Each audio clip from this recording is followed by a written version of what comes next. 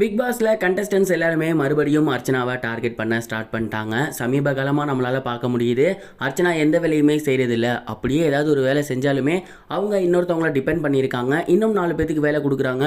அது எல்லாத்துக்கும் தொந்தரவாக மாறுது அப்படின்னு வீட்டுக்குள்ளே இருக்க எல்லா கண்டஸ்டன்ஸுமே தனியாக மீட்டிங் போட்டு பேசுகிறாங்க. பட் இதை டைரெக்டாக போயிட்டு அர்ச்சனாட்ட சொல்லாமல் தான் இருந்தாங்க. ஆனால் இன்னைக்கு எல்லாருமே ஒன்றா சேர்ந்து சொல்ல ஆரம்பிச்சிட்டாங்க. இந்த ஒரு விஷயத்த ஃபஸ்ட்டே ரவீனா போயிட்டு சொல்லிட்டாங்க. நீங்கள் மேக்கப்லாம் போடும்போது உங்களோட ஸ்பான்ஸ்லாம் என்ன போயிட்டு வெயிட் பண்ணிட்டு வர சொல்லாதீங்க, அது எனக்கு பிடிக்கல, அது உங்களோட நேமை ஸ்பாயில் பண்ணிடும் அப்படிங்கிற மாதிரி. அதுக்கப்புறம் விசித்ரா அம்மா அவங்களுக்கு அட்வைஸ் பண்ணிட்டு இருந்தாங்க. நீங்கள் ரொம்பவே சூப்பராக கேம் விளாண்டுட்டு இருக்க, பட் இந்த மாதிரியான லேசினஸை வச்சுக்காத, அது உன் நேமை கெடுத்துரும், தயவு செஞ்சு இதை மாற்று.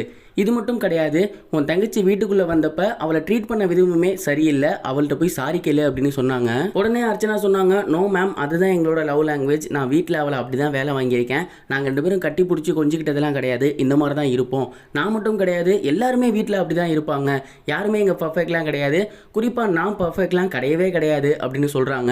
அந்த இடத்துக்கிட்ட விசித்ரா சொல்கிறாங்க, நான் கூட தான் என் ஹஸ்பண்டை டா போட்டு கூப்பிடுவேன், அதுக்குன்னு இந்த ஒரு மீடியத்தில் வந்து அவர் டா போட்டு கூப்பிட்றது நல்லா இருக்குமா?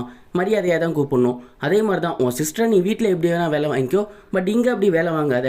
ஒரு வேளை அந்த மாதிரி இருந்து தான் அதுதான் உன்னோட கேரக்டர், அங்கேயும் அதே தான் பிரதிபலிக்குதோ அப்படின்னு நினைக்கிறேன்னு சொல்லிட்டாங்க. அர்ச்சனா எவ்வளவோ கண்ட்ரோல் பண்ணி பார்த்தாங்க, பட் திரும்ப திரும்ப இதான் உன் கேரக்டர் அப்படின்னு விசித்ராமா சொல்லிக்கிட்டே இருக்க அவங்க எமோஷனல் கட்டுப்படுத்த முடியாமல் அழுக ஸ்டார்ட் பண்ணிட்டாங்க. அப்போ கூட விசித்ராமா அமைதியாக இல்லாமல் திரும்ப திரும்ப நீ வந்து மாற்று, அவள்கிட்ட சாரி கேளு, இனிமேல் இப்படி லேசினஸாக இருக்காதுன்னு ட்ரிகர் பண்ணிகிட்டே தான் இருந்தாங்க. என்னை பொறுத்த வரைக்கும் அர்ச்சனா பண்ணவே தப்பு இல்லை. அவங்க மட்டும் கிடையாது, நம்மளுமே நம்ம வீட்டில் சிப்ளிங்ஸ்ட்டை அப்படி தான் பண்ணுவோம்.